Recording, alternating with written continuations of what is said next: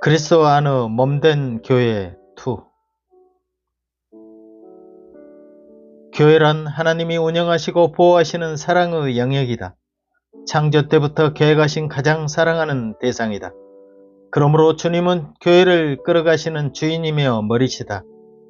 머리는 지체에서 되어지는 모든 일을 알 수 있다. 만약 손에 가시가 박혀 아프다면 가장 먼저 머리가 알고 조치에 들어갈 것이다. 그러므로 교회에 문제가 생기면 하나님이 가장 먼저 아시고 처리하신다. 가장 아끼는 대상이기 때문이다. 내가 걱정하기도 전 하나님은 교회된 백성들을 이끄시고 징계하시고 보존하신다. 또 그분은 우리에게 필요한 일을 할당해 주시며 그 안에서 함께 장성한 분량까지 성장하게 하신다. 여기서 개인에게 주어진 할당, 즉 직분이란 예언하는 자, 섬기는 자, 가르치는 자, 권위하는 자, 구제하는 자, 다스리는 자, 긍휼을 베푸는 자로 살게 하신다. 이는 한 몸에 많은 지체를 가진 것 같이 우리 또한 많은 사람이 그리스도 안에서 한 몸이 되어 서로 지체된 까닭이다. 또 이 교회 안에서 서로 교제하면서 장성한 어른으로 믿음이 자랄 수 있는 터전이 되는 것도 바로 교회다. 이 교회에서는 예배, 전도, 봉사, 교제 등 다양한 하나님의 사역을 감당하면서 지상에서 빛과 소금이 된다. 또 교회는 천국 복음을 풀어주고 전하는 임무도 주어진다. 예수님은 베드로에게 천국 열쇠를 맡기셨다. 이는 한 개인한테 주어진 것이 아니라 주는 그리스도시요 살아계신 하나님의 아들이십니다라는 든든한 예수 그리스도 반석 위에 세우신 교회의 임무다. 교회에서 진정한 복음 전파가 일어날 것이며 새 생명이 탄생하여 천국을 이루는 백성들로 채워갈 것을 예고하셨다.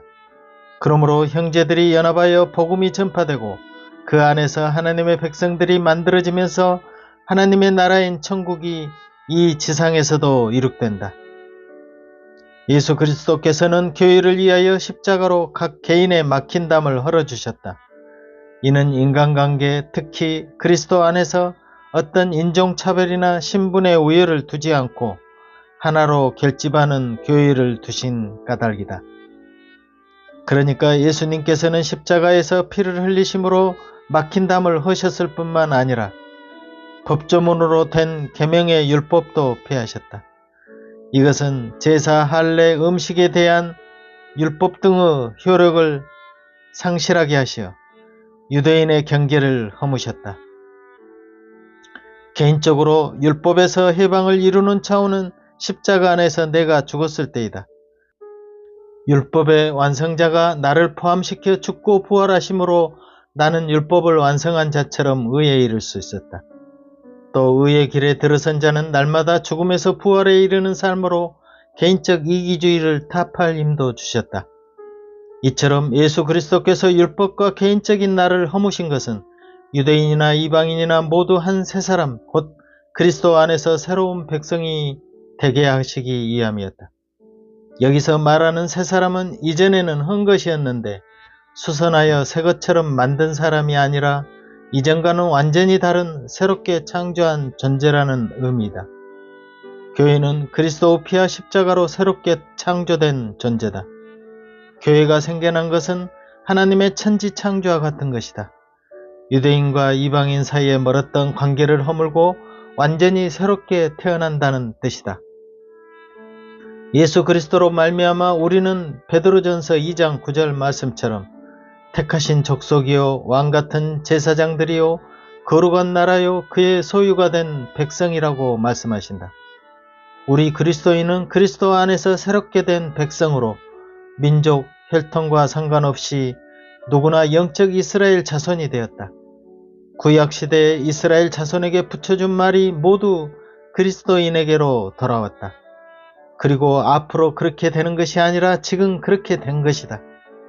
우리는 이미 택하신 족속이요 이미 왕같은 제사장이며 거룩한 나라이고 하나님의 소유가 되었다. 그래서 사도 바울도 그런즉 누구든지 그리스도 안에 있으면 새로운 피조물이라 이전 것은 지나갔으니 보라 새 것이 되었도다라고 선언한다. 또 갈라디아서 3장 27절 말씀처럼 누구든지 그리스도와 합하여 침례를 받은 자는 그리스도로 옷 입었다고 말씀하신다. 그리스도로 옷 입는다는 것은 새 사람으로 지음을 받게 되었다는 뜻이다. 하나님은 그리스도 안에 한 새 사람을 세우려 하심을 강조했다. 우리는 이스라엘 백성들이 가나안 전쟁에서 함께 나아갈 때 이스라엘 전체가 모두 나아갔다는 사실을 염두에 두어야 한다. 그러니까 죽도록 같이 싸우고 같이 승리하여 영광을 얻었다. 한 동지로서 슬픔과 기쁨을 같이 나누었다. 그러니까 개인적인 길을 가는 여정에서 결국 전체가 가는 교회에 자연 흡수되어 같은 과정을 겪고 있다는 사실도 알아야 한다. 그러므로 성숙한 교회는 모든 성도가 그만큼 성장하였다고 볼 수 있다. 많은 이방 교회 중에서 에베소에 모인 성도들은 교회라는 공동체 안에서 축복을 누릴 만큼 성숙했던 모습을 볼 수 있다. 바울의 편지 속에서 에베소서 자체는 교회에 관한 이야기로 시종일관 끝을 맺고 있기 때문이다. 바울은 에베소에서 3년 밤낮으로 가르쳤다. 그들의 영적 성숙은 교회의 열매를 할 수 있는 사랑의 단계까지 이해하지 않았나 싶다. 에베소서 4장 2절에 모든 겸손과 온유로 하고 오래 참음으로 사랑 가운데서 서로 용납하라고 말씀하신다. 에베소 교회는 서로 사랑하라는 그리스도 명령을 이행하는 단계까지 이르도록 권유함을 받았다.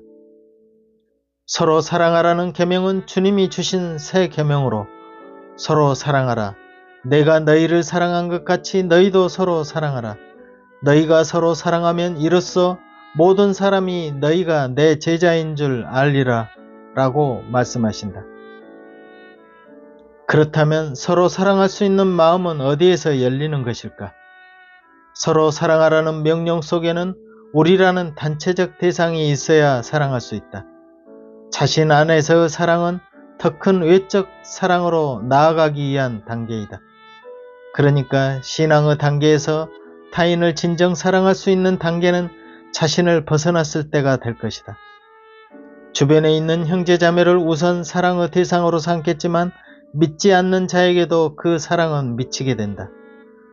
믿지 않는 자들은 하나님 안에서는 사실 한 세 사람 안에 포함되어 있지 않지만 단지 그들은 이 사랑을 모르기 때문이다. 그러므로 믿는 자나 믿지 않는 자 모두 사랑으로 대하고자 한다. 이는 한 몸인 교회를 알아갈수록 첫 믿음보다 더 성숙한 길로 들어섰다는 증거이다. 처음 주님을 믿게 되었을 때 제사함을 받게 되면서 주님의 보혈로 의롭다함을 받았다. 그러므로 나는 누가 뭐라고 해도 의인이 되어 떳떳하다는 마음이 충만했다. 이는 하나님과 나와의 관계다. 즉 하나님께서 나를 의롭다고 칭해주신 그 은혜를 타인인 누가 부정할 수 없는 믿음이 내게 형성된 때문이다. 그런데 이 기쁨이 항구적이지는 못하다. 시간이 지날수록 내게 여전히 육신이 존재하여 완전해지지 않았다는 사실을 차츰 인지하게 된다. 그중 하나가 타인을 진정으로 사랑하지 못하는 데서 오는 문제이다. 모든 허물을 덮을 정도로 충만했던 나의 마음은 차츰 사랑하지 못하는, 아니 할 수 없는 또 다른 내가 있다는 쪽으로 기울어지면서 나의 위선을 발견한다. 함께 신앙을 가진 형제 자매들에게 판단과 미움이 생겨날 때면 그 악한 생각이 나를 고통스럽게 한다. 하나님의 자녀라면서 내게는 왜 진정한 사랑이 없는 것일까? 이처럼 내면의 갈등이 생기면 즉각 반응하여 내게 왜 이런 마음이 일어날까를 깊이 생각해 보아야 한다. 이는 그리스도인이 가져야 할 마음이 아니기 때문이다. 요한일서 4장 20절에 누구든지 하나님을 사랑하노라고 그 형제를 미워하면 이는 거짓말하는 자니 보는 바 그 형제를 사랑치 아니하는 자가 보지 못하는 바 하나님을 사랑할 수 없다라는 말씀에 자신을 비추어 볼 필요가 있다. 이런 거짓된 마음은 나 이주의 생각이며 육신에서 나오는 죄의 뿌리인 것이다.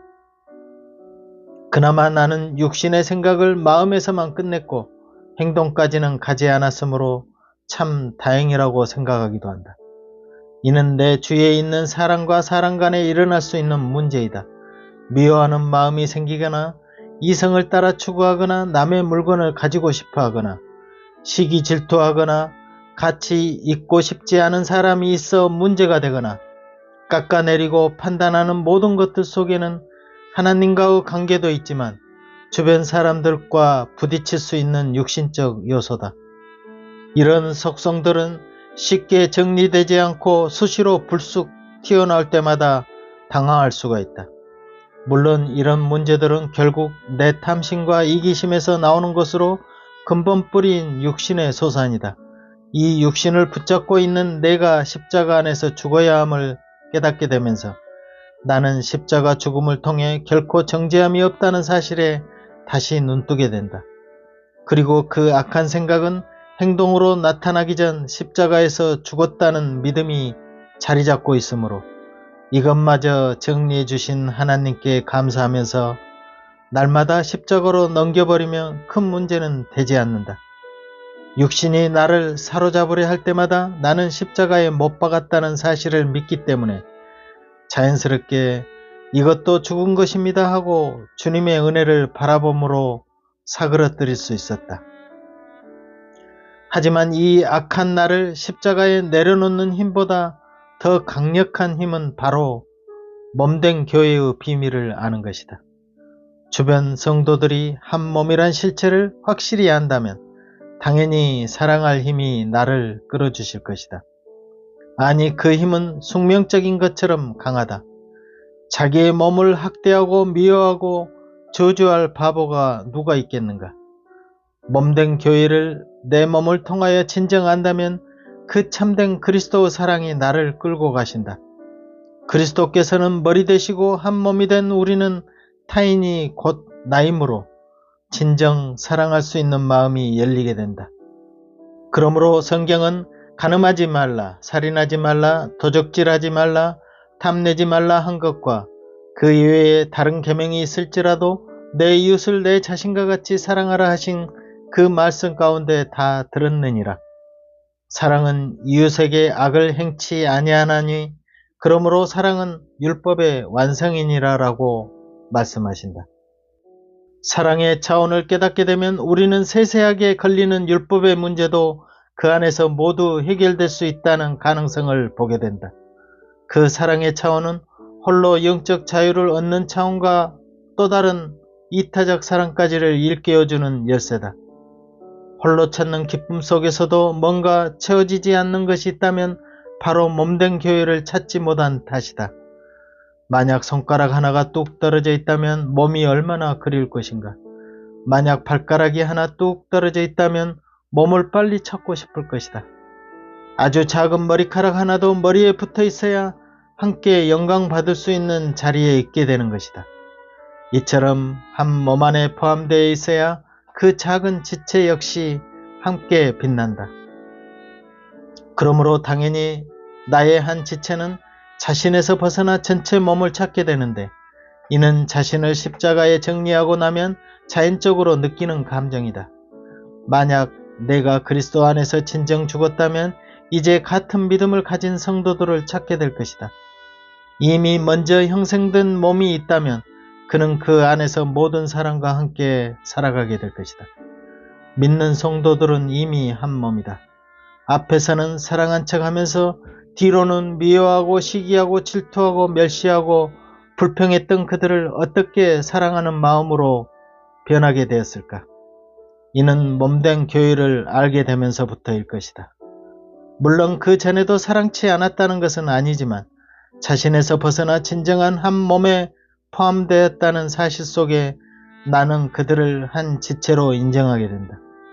이는 이 몸된 교회를 알고 모르고를 떠나 주님께서 이미 그리스도 안에 포함시키신 사랑 때문에 나도 그들을 사랑할 수 있게 된 것이다. 사랑이란 내가 하고 싶어서 되는 것이 아니다. 또 사랑이야말로 사랑을 강요받아서 하는 것이 아니다. 서로 사랑하라고 해서 마음에 있지도 않은 사랑을 불어하려는 사랑은 위선이다. 사랑은 자연스럽게 흘러나와야 한다. 결혼 전 사랑했던 사람과의 관계를 생각해보라. 눈이 마주쳐 사랑하게 되었을 때 누가 가르쳐 주어 사랑하게 되었는가? 왠지 좋아서 만나고 또 만나서 어떤 거라도 주고 싶었던 그 사랑이 억지로 해서 될 일인가? 아니다. 속에서 흘러나와 나도 모르게 행동하였다. 사랑과 기침은 숨길 수 없다는 말이 있다. 사랑이란 그만큼 자연스러운 행위라는 것인데 어찌 그리스도께서 서로 사랑하라는 말씀을 내가 풀어 사랑을 내려고 해서 될 수 있다는 말인가? 사랑이란 곧 그리스도께서 주신 사랑을 받아 나를 통해 자연스럽게 흘러나오는 것이다. 그러므로 내가 너희를 사랑한 것 같이 너희를 사랑하라고 하신 것은 주님이 우리를 사랑하신 것이 내 마음속에 이루어져서 조금이라도 나누어 주게 되는 차원이다. 그러므로 만약 내게 형제를 보고 판단하거나 미워하는 일이 장기화될 때는 이것은 아직 내가 진정한 몸을 발견하지 못했다는 사실을 빨리 깨달아야 된다. 하나님께 진정 사랑이 되지 않는 이유가 무엇인가를 고백하면서 물어야 한다. 그리고 그 안에서 나는 율법 속에 갇혀있는 나를 발견하고 주님의 십자가 안에서 내가 죽음으로 해방된 은혜를 깊게 체험해야 한다. 그 가운데 나라는 자신의 껍데기에서 벗어나 주변을 보게 되는 눈이 열리게 된다. 나를 탈피하면서 운명체인 우리라는 몸인 교회를 발견하게 된다. 그 몸 안에 많은 지체를 보게 되면서 나는 이제껏 사랑을 깊이 알지 못했다는 사실을 깨닫게 된다. 사랑하지 않았다는 것이 아니라 내 몸처럼 사랑하고자 내가 발버둥 쳤구나 하는 사실을 알게 된다는 것이다. 하지만 사랑은 내가 이루가려고 해서 되는 것이 아니라 그리스도를 통해 할 수 있게 되었다. 예수님이 머리 되시고 우리는 모두 한 지체가 되어 내 몸같이라는 말씀이 이해되기 시작한 것이다. 내 몸은 어떠한가? 손톱 밑에 가시 하나만 박혀도 온 신경이 곤두선다. 또 약한 지체일수록 더 유의하려 든다. 우리는 지체끼리 서로 사랑할 수밖에 없는 그런 관계에 있음을 알아야 한다. 눈이 코더러 필요 없다 하거나 손이 발에게 필요 없다고 할 수 있겠는가? 그리스도인이 가야 할 여정에서 사랑의 단계는 하나님이 원하시는 말씀의 완성으로 나아가는 길이다. 그러므로 사도 바울은 믿음, 소망, 사랑 이 세 가지는 항상 있을 것인데 그 중에 제일은 사랑이라고 말씀하고 있다. 하나님이 사랑이시듯 우리 또한 사랑으로 가야 할 길이 뚜렷이 정해져 있다. 사랑의 길을 여신 그리스도 안에서 우리는 서로 사랑할 수 있는 한 몸이 되었다. 그리스도 안에서 하나로 연합된 우리는 함께 죽고 함께 살아났다. 만약 전쟁에서 죽을 뻔하다가 같이 살아났다면 같은 전우로서 얼마나 사랑스러울 것인가. 이는 그리스도 안에서 이루간 승리에 참여한 은혜 때문이다. 단지 그리스도께서 이루게 놓으신 사실을 알았기에 우리는 사랑할 수 있게 된 것이다. 그렇지만 한 몸이 안 된 이유는 이런 몸된 사실을 제대로 알지 못하기 때문이다. 즉 하나님의 몸된 교회를 아느냐 모르느냐의 차이지 죄가 많아서가 아니다. 서로 사랑하라는 하나님의 뜻은 교회를 통해 그 비밀을 우리에게 풀어주셨다. 그러므로 몸된 교회 안에서 사랑은 자연스럽게 흘러나올 것이다. 아멘. 박 작가의 하늘가락지를 애청해 주신 많은 분들께 깊이 감사드립니다.